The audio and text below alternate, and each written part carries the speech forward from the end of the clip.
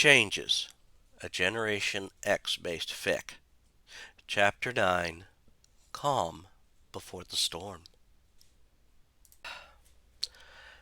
As the sky started to change from day to night, Richard finally left the biosphere. He had hung back after the session with Everett Thomas, since switching abilities all day had taken a toll on him. It had been a few years since he had ever had to worry about that, since his hometown was mutant-friendly, so he had forgotten how draining it had been. Taking his time had also allowed him a chance to admire the area the school was in. It was peaceful and quiet, a perfect place to allow one to focus on things, especially things that would require mental concentration. He sighed, allowing that peace to enter into him, knowing full well that in a few moments' time he may have to deal with everyone and all their abilities again. Everett had let slip about going out to get some food. As he reached and entered the main building of the school, he almost walked into Emma Frost. The fact that she seemed to pop out of nowhere and into his path almost surprised him, had his ability not picked up on hers. He knew that she had actually owned the school, but ran it in accordance of the dream of Charles Xavier. At least the Charles Xavier prior to the rage that was Onslaught.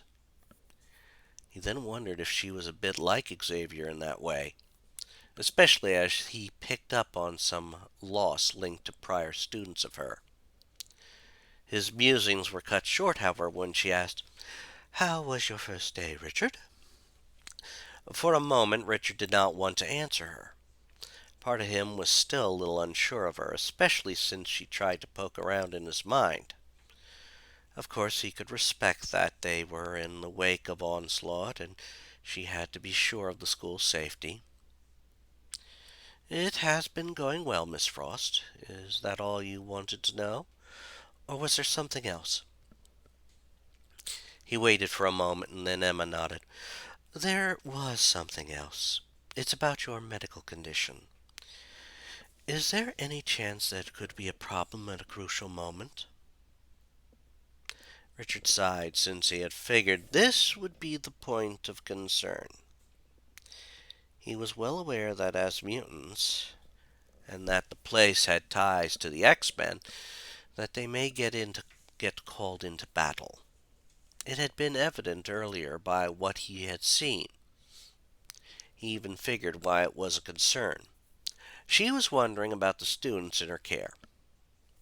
"Miss Frost," he said, keeping his tone calm, "I have been medicated for the problem for years, and haven't shown any signs of seizures since I reached my late teens.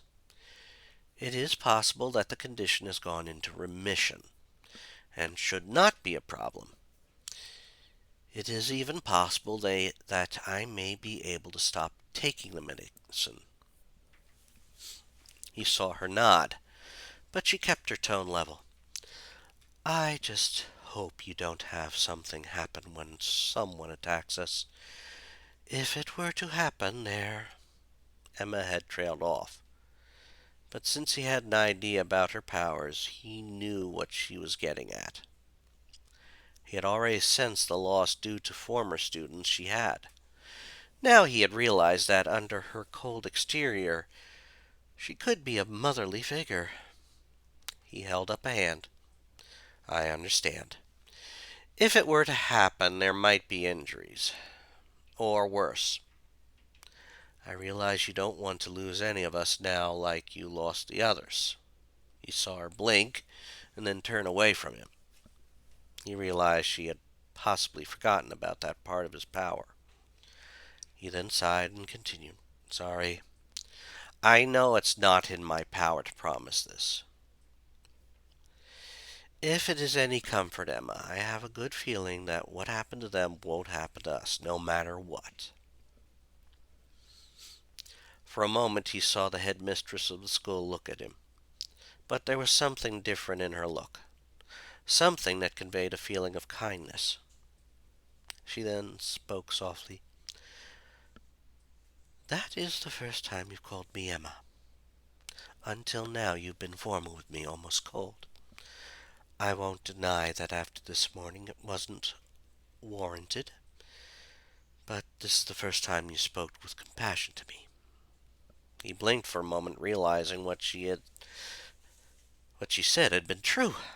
On the first day, while he was still settling in, something about her put him on edge. But he had been formal because of her position as teacher. After an attempt to get into his mind, he turned cold to her. Now that he had gained an insight to her due to his powers, he found the good person in her. He wanted to apologize for his actions earlier, but she held a hand to him. "It's all right. I find myself agreeing with Sean. Your ability to communicate with penance is a blessing, but I think you have the potential to do much more. In fact, I could even see you leading this group in due time." He wanted to protest to that, but before he could, she had left, most likely heading back to her office. Deep down, he hoped she was wrong. He was never really comfortable when put in a position of being in charge. Sure, he had helped some people get some good grades on assignments in school, but he hated the pressure. Being the leader of a team in a life and death situation, however, was not something he was looking forward to. He put those thoughts out of his mind as he approached the foyer. He could hear some sort of argument going on. When he reached the door and entered the room, he saw the two who were arguing, Monet St. Croix and Jubilation Lee. The latter was almost shouting, "I say we go to eat at McDonald's." At that moment, Richard felt he was back at the college he had been attending. He had seen this exact scene both prior to and after the onslaught threat. The only difference was between those scenes and now was that the participants in the fight were all younger. He also noticed out of his peripheral vision that Sean was standing right next to the door he was standing in. That the combination of the scene as well as him feeling Sean's powers in him made him grin. It was during that moment, however, that Paige had spotted him, and he figured she was going to bring him into the argument. "Listen, there's Richard. Let's ask him what he'd like. He might want to join us eating out." Almost at once, everyone turned to face him and were voicing their opinions. Monet had mentioned Olive Garden, a place he would rather never go, due to a bad experience. Angelo and Everett were quick to suggest Taco Bell. Mondo, due to his own laid-back nature, didn't care where they went. Both Franklin and Jubilee wanted to go to McDonald's. Page was suggesting Wendy's, but that place wasn't high on his favorite places to eat list. He noticed that Chamber wasn't voicing opinion, most likely due to the fact that he didn't seem to need to eat. The only three not present were Artie, Leach, and Penance, but he figured it was because they would all stick out, or it was safer here than out in public. He raised his hands and calmly said, "Enough, I've made a choice."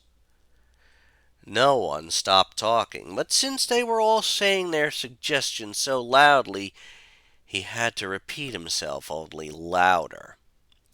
He tapped into Sean's power and added that to his answer. "I said enough!" Everyone was hit with the scream, and it was just enough to knock most of them down. He had noticed that Jubilee saw it coming and hit the floor first. His little stunt didn't go unnoticed. He saw Sean giving him a stern look, but he didn't fully regret what he did. He noticed Sean was crossing his arms as he said, "Lad, I wish you hadn't done that. I didn't even know you had my powers, but we try to make sure we don't use those powers on one another." Richard nodded and responded, "Sorry, sir. I had to stop them, and they didn't want to listen." He paused for a moment, then asked, "Are you going to be driving us to the place, Sean?" He saw the headmaster nod. "Aye, but that won't happen until they decide on some place to go. It's the one thing they can never fully decide on. So I think they wanted you to decide." For a moment, Richard felt like he was in the spotlight. He was new and being put in the proverbial lead. At least it wasn't a life or death decision. "Well, I have. I wouldn't mind a meal at McDonald's." The choice was met with a few groans and a yell of delight from Jubilee. With the decision made, he left the school with the others and got into a vehicle big enough for all of them. He even made sure he was in the back, close to what he figured was the safest mutant to sit next to, Everett. He then relaxed as the vehicle moved and hoped the day would not end.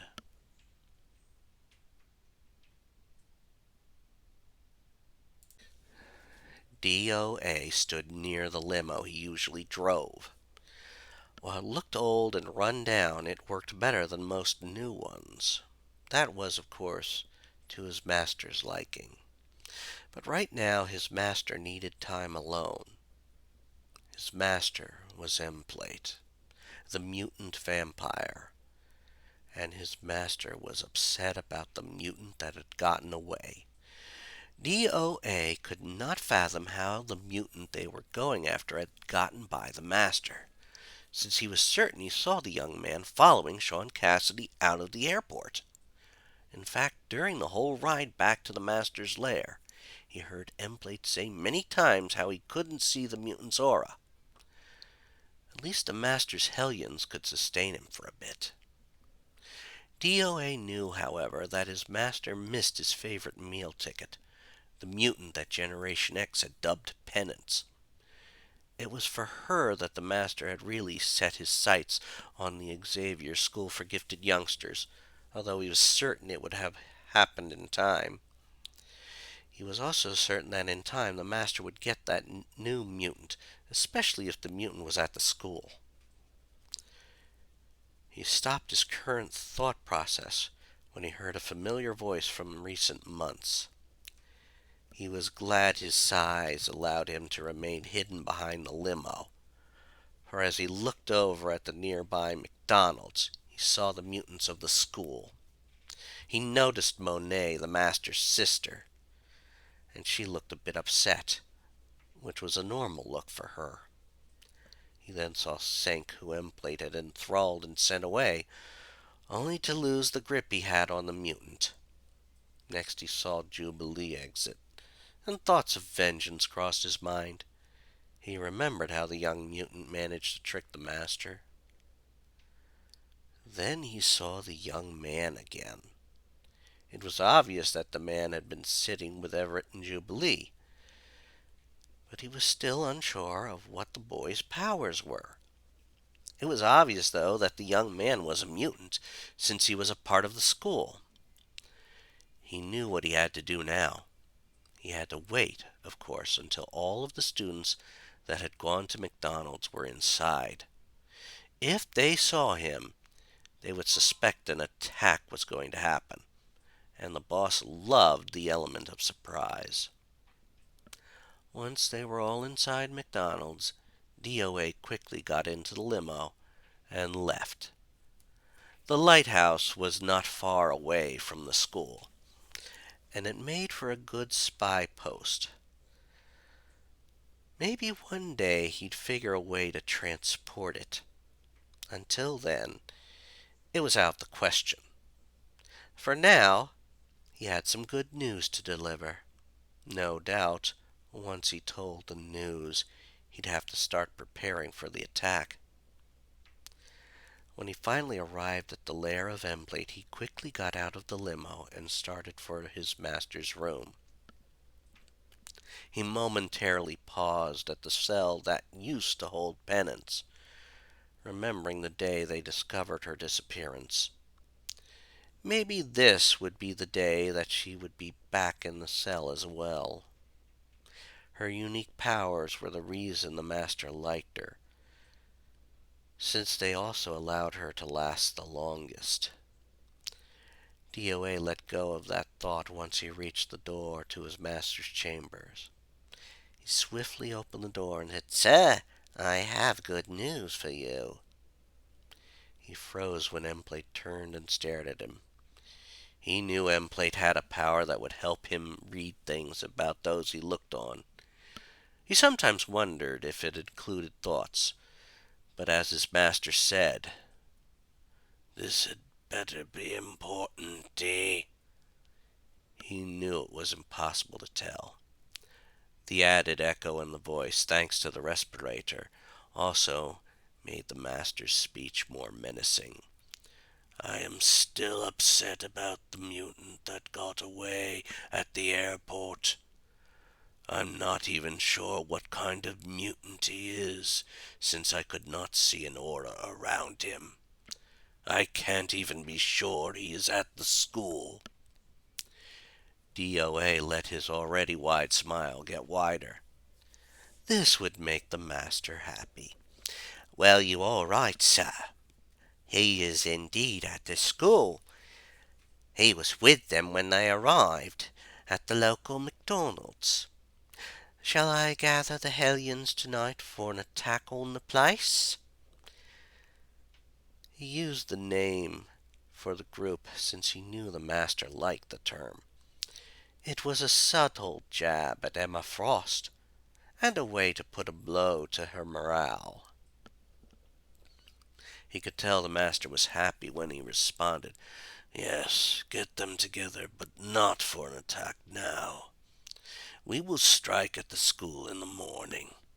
I want to find out about this new mutant and judge the best way to strike. Then I will capture and feast on those morsels, as well as eliminate my sister." Dee continued to smile, and he was happy about this change in the master's mood. He then left the room, knowing he would have to prepare all the items they would need to subdue their prey.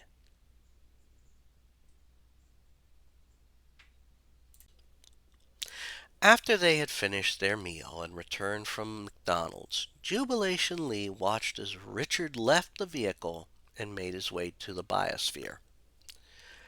She knew she wasn't the only one who was watching, since they all realized why he was heading there. It was only Sean who voiced the thought, "I'm beginning to think that the lad is the best thing to happen to Penance for a long time." She thought about it for a moment and smiled. They must have really hit it off. If I didn't know any better, I would have sworn they knew each other beforehand. She didn't think that was the case, but given that the first encounter had been so reverse of what now seemed to be going on, she couldn't stifle the giggles that came out of her. For a moment she felt someone glaring at her and at first thought it was Emma. To her surprise, it was Paige, who seemed to take offense at the action and started to come to Penny's defense. "What is so funny about this, Jubilee? Penance finally has someone she trusts enough to relax around and seems to care for. Even Rich seems to trust her. And they both appear to be in love with one another." Again to her surprise, it was Monet who came to her defense and started to giggle as well. "I think I understand Jubilation's reaction. We all saw what happened the first time Penance got close to him. She approached him with caution and ended up triggering a dangerous activation of his power. You think he'd want to stay away from her, but he doesn't. It's ironic and almost poetic, too." Jubilee smiled and said, "Indeed, he must see something in her that we haven't seen yet. He looks at Penny as an object of beauty. It should be interesting to see what the future brings for those two." As she said that, she noticed Everett had come to her side. It didn't surprise her when he nodded and said, "Yep, time will tell if they have what it takes." She then saw him look in her eye in the eyes, and he quietly asked her, "Hey, Jubes, do you want to take a walk?" Just like every other time she spoke with Everett, her heart did a little jump for joy. It really didn't take any thinking about, since she really liked Everett. All right. She then headed off with Everett for a nice walk. Of course, any walk she took with Everett, regardless of the situation, was nice. That's how much she liked him.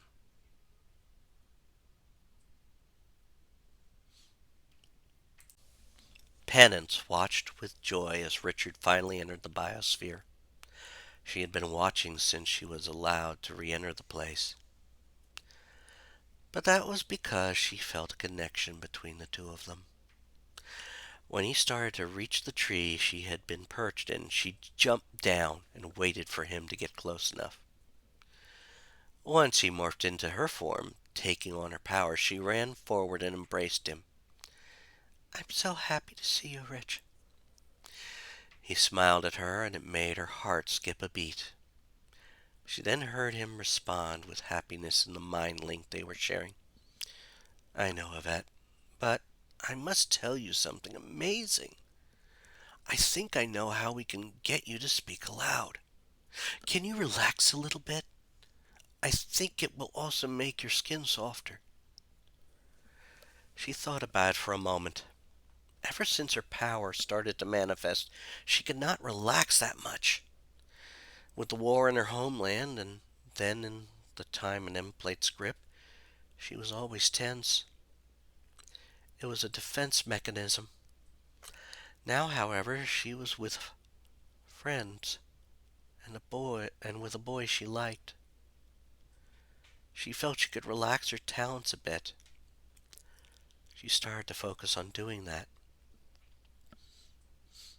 After a moment, she felt her body start to change. She noticed that her claws were starting to shorten as her body relaxed. Her hair began to relax as well, and she felt her red hair starting to fall against her back. However, she stopped the transformation when she felt her body start to fill out. While she was certain she had a pleasing figure, the straps that made up her current outfit were put on the body when she was tensed up. They could not expand to fit her normal body. She did hope that what she had done was enough. "All right, now what?" She watched as Richard did the same as she had, and noticed he looked almost the same as he had when his powers weren't active. "You should be able to talk now, Yvette. Do you remember what I've taught you mentally?" She thought about recalling all they had gone over last night. It had been a lot, but the mental link had helped out a lot. Finally, she said in a soft voice, I think this is how." She had been surprised by how quiet it was, but she had not really used it for some time. She then looked at Richard, and he was smiling. That made her feel better about it. "My, you were blessed with a lovely voice. It matches both your psychic voice and your beauty." She then noticed that he was looking her over with a critical eye. "You know, we should find you a better outfit. I don't think those straps are going to suit you for much longer." Yvette felt herself blushing. This time she was certain it could be seen as well. To think this boy she just met thought she would need a different outfit. Of course she wanted to know what he thought, since she wanted him to notice it. "What do you think I'd look good in?" She watched him look at her, and their eyes locked again. For a moment she wished that moment could last forever. But she wanted him to see her where her powers were totally relaxed and looking like a normal girl. She could tell that to him it didn't matter, but she realized that he knew what she wanted. I think that you would look lovely in a blue dress, so it would match your eyes. She smiled and kissed him again. This time it was deeper.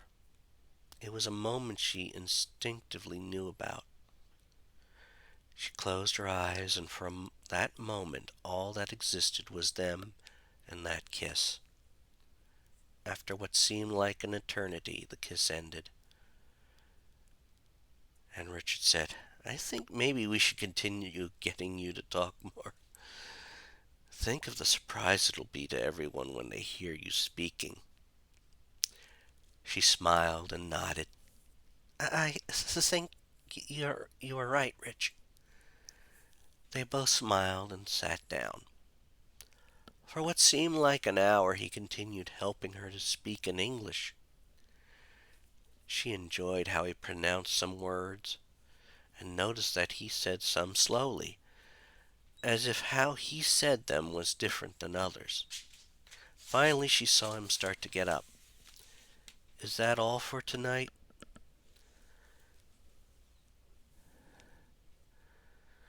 She was a little disappointed, but she figured it was a bit late. He nodded and took her hands as she stood up with him.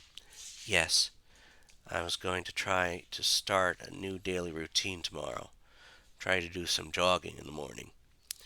Maybe it will help me keep a few steps ahead of Emplate. For a moment, she giggled, momentarily forgetting the big threat that he was. She small smile crossed Richard's face at that.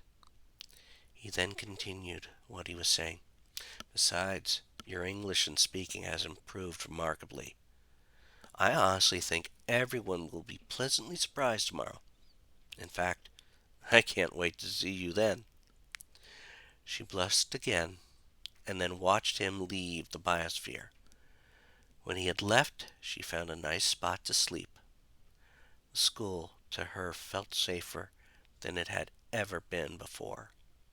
In fact, with Richard now at the school, she felt like she didn't have anything to fear at all, and drifted off into dreamland.